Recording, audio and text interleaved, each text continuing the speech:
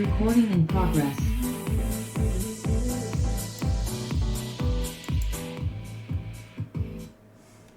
Happy New Year 2024. Welcome to the Steel Guys, January 4th edition. We're going to redo our Incoterms that we had a little technical difficulty on a couple weeks ago. But anyway, welcome to 2024. Kind of to get started here today, just if you're watching here on Zoom or LinkedIn or YouTube, if you could just tell us where you're logging in from, we'd appreciate that. We always like to know where everybody's logging in from. And today we're going to, again, talking about Incoterms. So I'm going to bring in my other steel guy here, Scott Glenn here. Hello. Hello, Scott. Hello, everybody, and Happy New Year. 2024, can you believe it? Can you believe it? Did you have a good New Year's celebration there? It was pretty uneventful, but yes, we did. It was all a great holiday season. I hope everybody else was, it was a safe and happy holiday for everybody else as well. We're looking forward to the year 2024. Got a lot of fun stuff coming up and looking forward to it. Did the fireworks get to you at all, or? I tell you, there's some pretty powerful fireworks that they sell. I don't know if they're legal or they were, black market fireworks, but there's some pretty powerful ones going off. I don't know what they were exploding. I didn't see any, but I mean, again, I was inside in our house here, and I'm in a neighborhood that's very wooded, a lot of big oak trees overhanging all the streets, and I can't really understand how, it sounded like people in their backyards were blowing off fireworks. I said, all there are houses and trees, and right. I can't understand why you're blowing fireworks off. To me, that's just a little, go somewhere, go park or somewhere open space or something like that. Maybe they make fireworks today. Now they're not as combustible or something. I don't know, but I don't know, but I know that our neighborhood is a newer neighborhood, so a lot of those trees that you expressed that you have, we do not have. So there were people firing off some stuff. We got a lot of space behind our house where there's some waterways and stuff back there, and there's a lot of people back there blowing some stuff up. It was like something else, I'll tell you. I know. Well, hey, quite the celebration. I was sleeping, so it just woke me up for a half a second, and I went back to sleep because I'm one of those guys that's not very good at staying up till midnight. So. Yeah, that was up to midnight in Australia. Yeah, that's what it was. Yeah.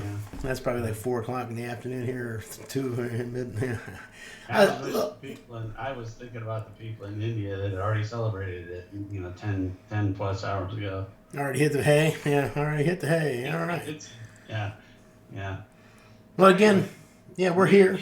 Incoterms. Incoterms. Let's move over and kind of, I'm going to transition our slide over here to, we've got this spreadsheet of Incoterms, and I know we've done a little bit of talk about it. What we want to do here today is just kind of go over this chart that shares the types of things to look for and who's responsible for them based on the quoted terminology, right? That's one of the things that I've learned as we've gotten more and more involved in importing and of material and going through these Incoterms is, there's different categories, and basically, our objective here is not to tell people what's the best Incoterms for them. Obviously, that's for you folks to figure that out in your own transaction. But basically, what it does when you've got the buyer and the seller, there's a transition in cost from the seller to the buyer. And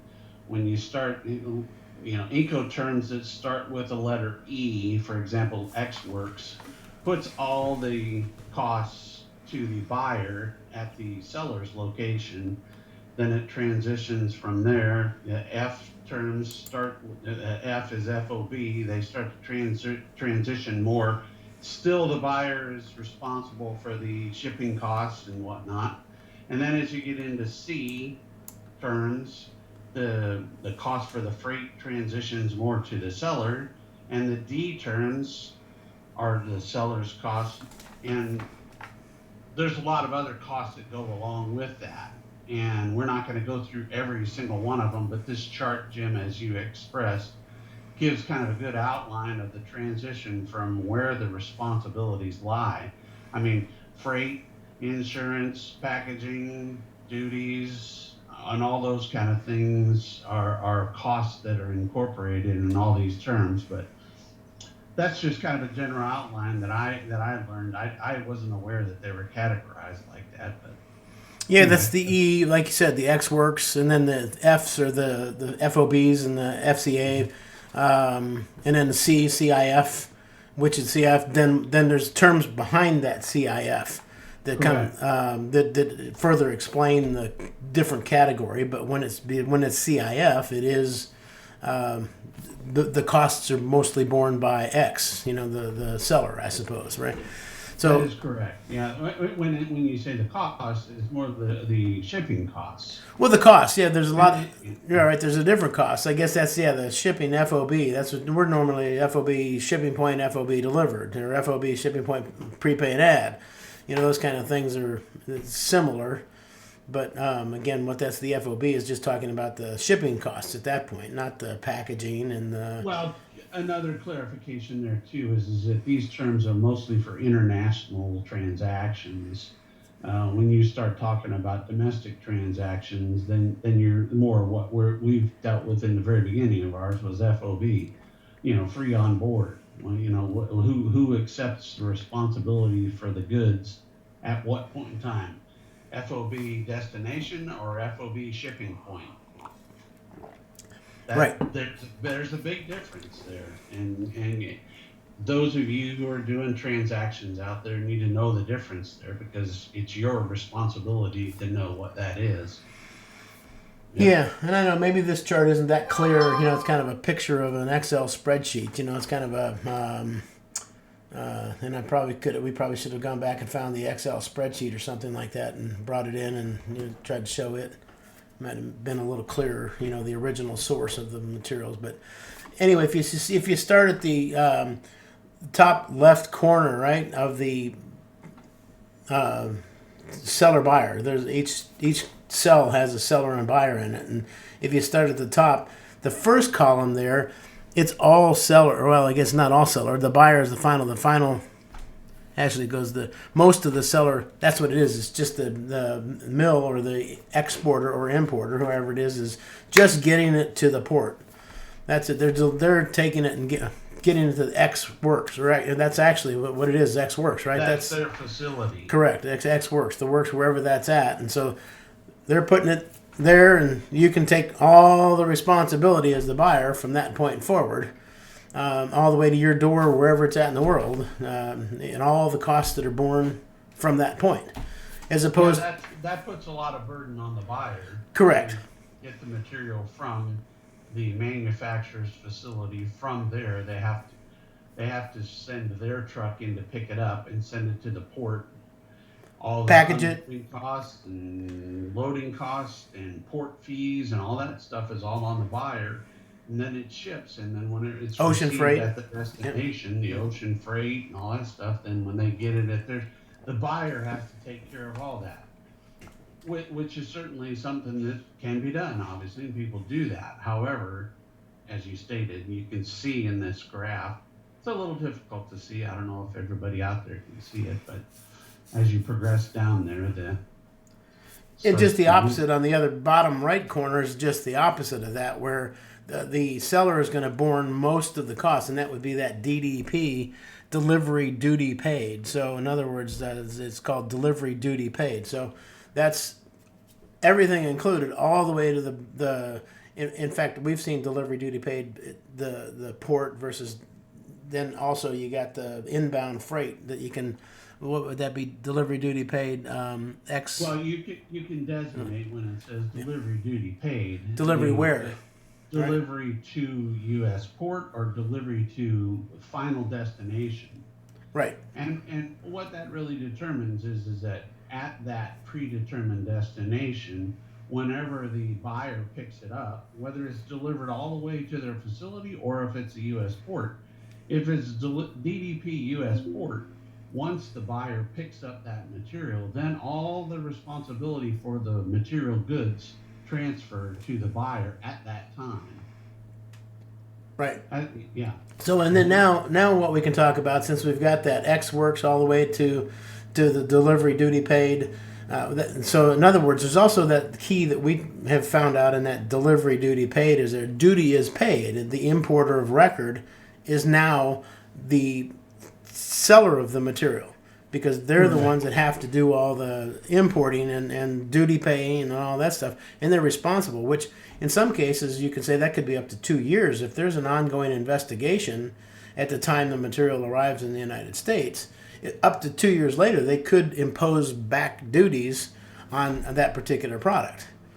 Yeah, I do believe that, and this is one of the things that we've talked about in the past too. But if there are no current activities, Investigations, right? Investigations going on, it doesn't matter on the transaction at that point in time. Once you receive the goods, then they can't go back. In other words, if one starts tomorrow and you receive the material today, they can't go backwards and say, oh, since there's now an ongoing investigation, you guys are involved. No, it has to be something that's ongoing when you're doing the transaction.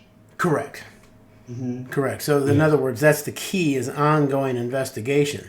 And I don't know when the paperwork probably has to be filed and received in Washington, D.C. or whatever country. Again, if you're backwards or forwards, importing or exporting, it's the country of the investigation. But again, you got to just be careful that there's no ongoing investigations as of that point.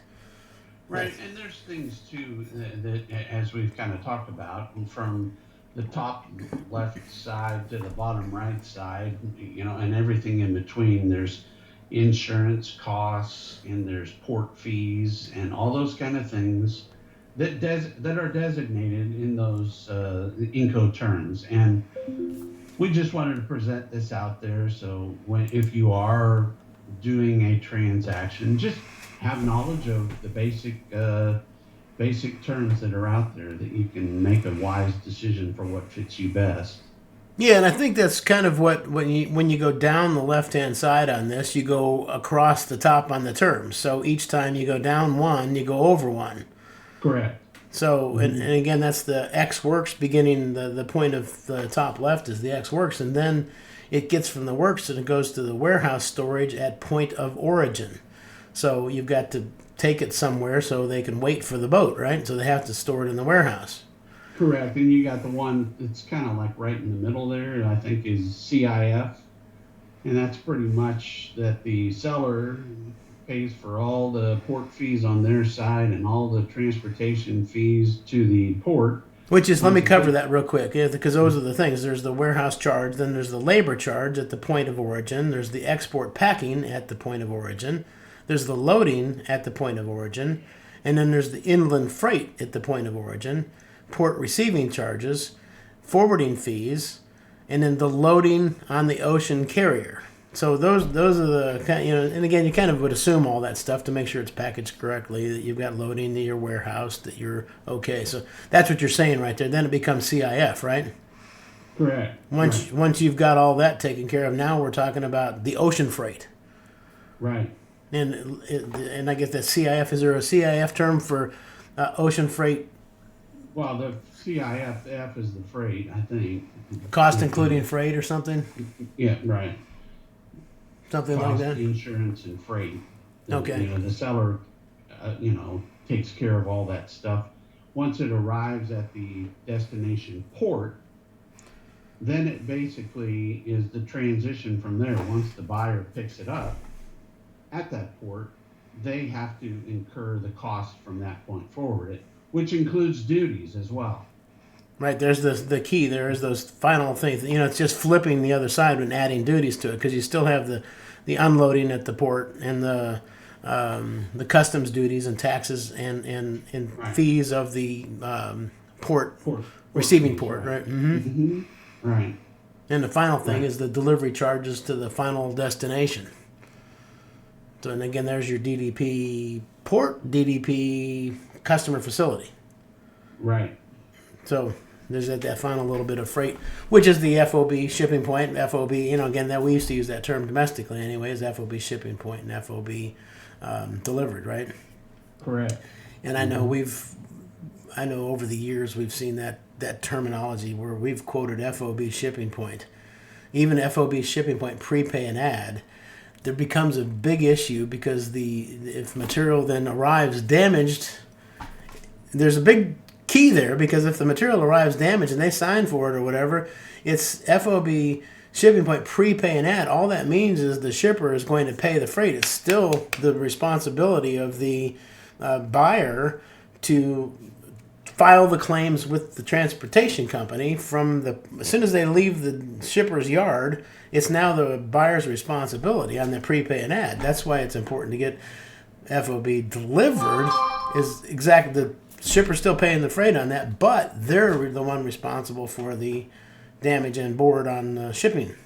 It's a lot of where the assumption of the responsibility of the goods is transferred, and that's what you're saying is that if it's FOB mill, then once the material is picked up, doesn't matter who pays the freight.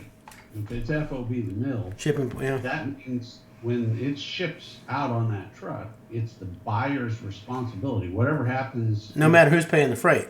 If the truck gets lost, it's still the responsibility of the buyer to find the truck.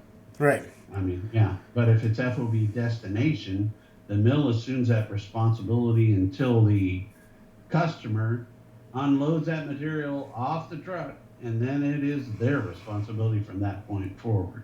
And you can see how that becomes an issue, because first of all, if I have a relationship as a buyer with a trucking company, and I like the way they do business, and I send that truck in to pick up, but I've got to deal with them the freight. I want to pay the freight, so I say prepay and add. It's my responsibility, as opposed to making the shipper just say, hey, put it on any truck you want and ship it out there, and you pay the freight. Then you might not like that carrier, and that might be a problem for you if they never show up. I don't even know who they are or what they do, and it's my responsibility now, because it's gone, to go figure out what happened. Right. Not the guy that shipped it and paid the freight.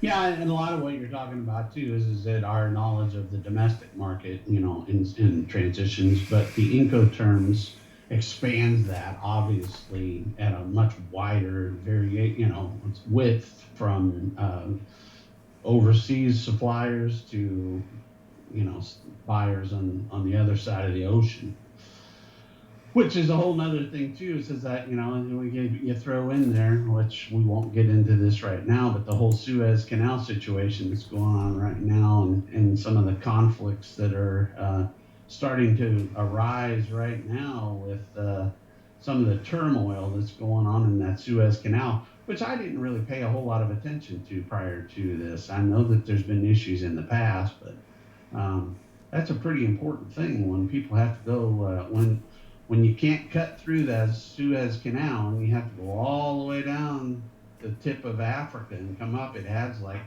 3,000 nautical miles, and that's a pretty signiant additional charge. And time. I mean, again, now you're talking about how much time is that to do that. I was expecting 2-week delivery or 3 weeks out of port to port, and now it's 6 weeks. Right. That's not one of those things that you can. We used to always we could put a team on that truck and drive 24 hours a day to expedite the load.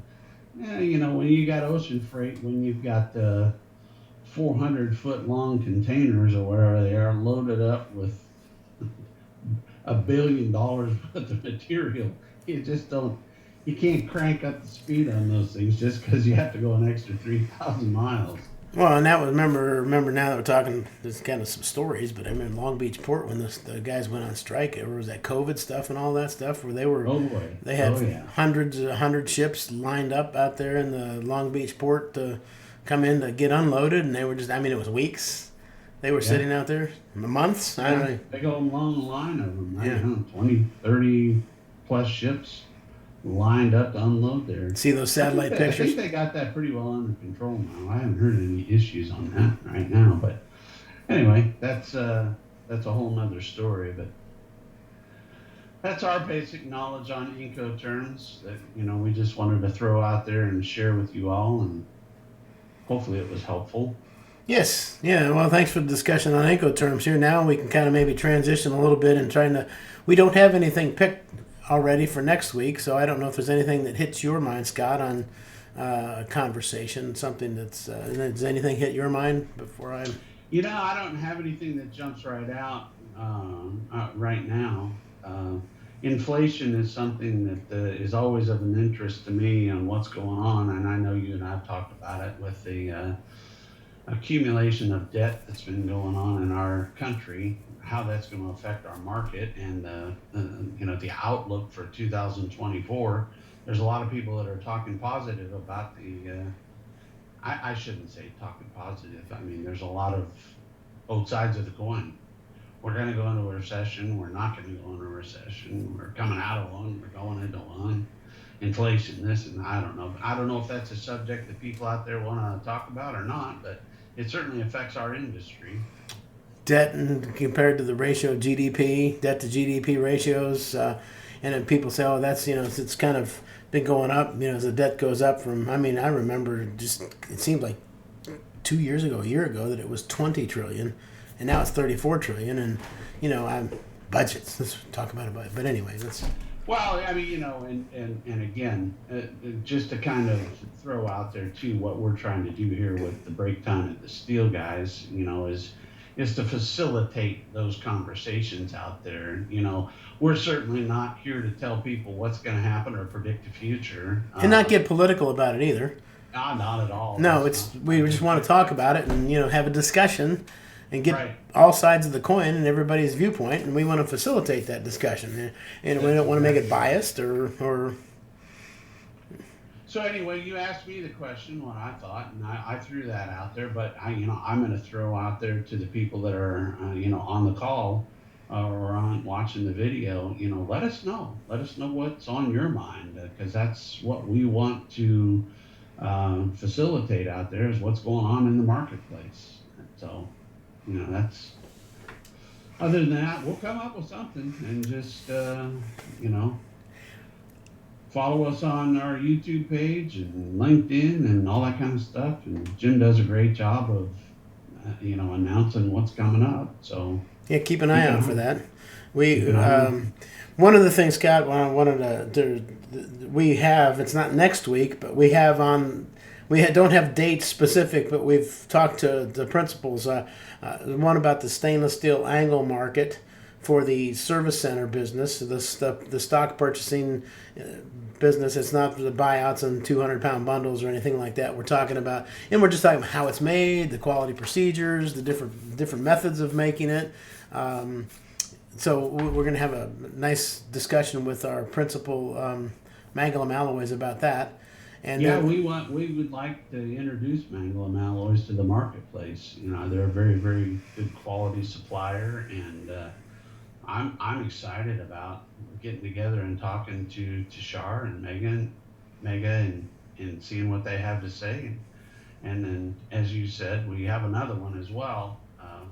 What's the other one that we have out there, Jim? We got one set up for Maiden Forgings, nails for the industrial or for the building supply distributors, mostly staffed distributors out there that are stocking nails, collated and bulk nails, stainless steel. And we're going to try to get that. One of them probably late January, the other early February. So, we try to give a 2.5, 3 week notice before we we pick a date and start promoting a little bit, so everybody has a chance to put it in their schedule if they'd like to attend it. Same setup, we'll probably have a Zoom webinar, so you can kind of log in there or watch it live if you have so choose on YouTube or LinkedIn. But you can also participate on our Zoom call, and we do monitor chats and things like that on those. So. Again, we're trying to get better at doing this and having, eventually maybe breakout rooms and surveys and things like that we can put up, questions and answers that are in our webinar content. yeah, as we get down the road, that's something that we may be able to put together. But that we're looking forward to that, and we also have some other exciting things that we're working on to for the community, and keep an eye out for some of that stuff. Where it's in the beginning stages of that right now, but hopefully we can generate some activity out there in the marketplace and get some communication going between everybody so we can facilitate that. Right. Again, what that is, we've talked about this a little bit. We're going to put a purpose together and put it and try to develop a community of metal supply chain is what we're calling it. It is anything from the iron ore down to the consumers of metals. So the melt shops, anybody that's in, and try to. You got yourself some text going on there. Yeah, I tried to turn it off a little while ago, but I didn't want to, So he's a busy man. I should have turned that off earlier. Apologize for that. That's all right. Maybe it won't show up in the. From the top to the bottom. That's our objective, and all things in between. There. So anyway, again, it's the people that are using the materials and metals and stuff like that. They're usually buying it from a service center or distributor. Sometimes they're buying mill direct. But again, what's happening in the nickel market? That's coming into the stainless steel melt shops. Which is the surcharges. Moly and chromes and all the elements that are coming in, and even carbon and the ores that are coming in for the carbon steels. How are they, and even melts, the different types of melts that are coming in, what you might look forward to in the future. What are the mills talking about here today that they're seeing developing for the future, so you can take and adapt your engineering process in the end user marketplace to maybe adjust for some of that, take advantage of the lighter weight steels or the higher tensils and yields and things like that are out there. So anyway, that's the purpose of this community, is to develop, it's going to be something where we can bring a lot of value to your businesses. Well, it's even too, as we were talking about previously. We were talking about certainly Incoterms and also transportation of containers. Anybody that's out there that's a specialist in logistics, international logistics, and even domestic, right? I mean, because people transfer their materials from spot to spot in the United States here, so absolutely. But any logistics people that are out there, we'd love to have you join in on that, because that certainly is a huge part of the metals industry, is transportation. Is people have questions about things, you're there to answer them, and that's what we're trying to facilitate this community, so we can bring value to everybody, and a place where you can go, one-stop shop. Find out how to make steel, all the way down how to use it, how to bend it, what tensils and yields are, what are melts, what are chemicals, what are the chems for a particular heat, and all that technology. All that good stuff. All right, well, that's it for it. Watch out for next week's. By the way, too, that was one of the reasons that I forgot to mention, too. We should probably mention that next week's, we normally do is Thursday at 11 o'clock Central Time. However, next week I will be traveling at that time. I'll be unavailable, and we like to do these live, so we don't like to record and push out.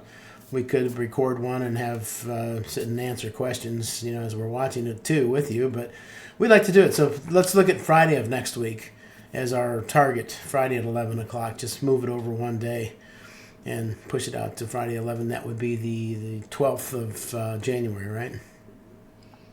Oh, boy. I'm thinking that's a true statement. Tomorrow's the 5th, so yes. Plus 7 equals 12. Yes, my math works the same as yours. Amazing, huh? Wow. Okay. There is truth to that. I mean, sorry about that. Well, as we close out, yes, we wish everybody the best in 2024. We're here to assist in any way that we can. If you have any questions, you have any concerns, you have any topics that you'd like to go over, feel free to reach out to us. We'd like to build this community and give back to the community that we've been a part of for so long. Again, thank you. Reach out to us. We look forward to hearing from you guys. Thank you. Have a great day. See you next week. Thanks. All right. Bye. Bye-bye.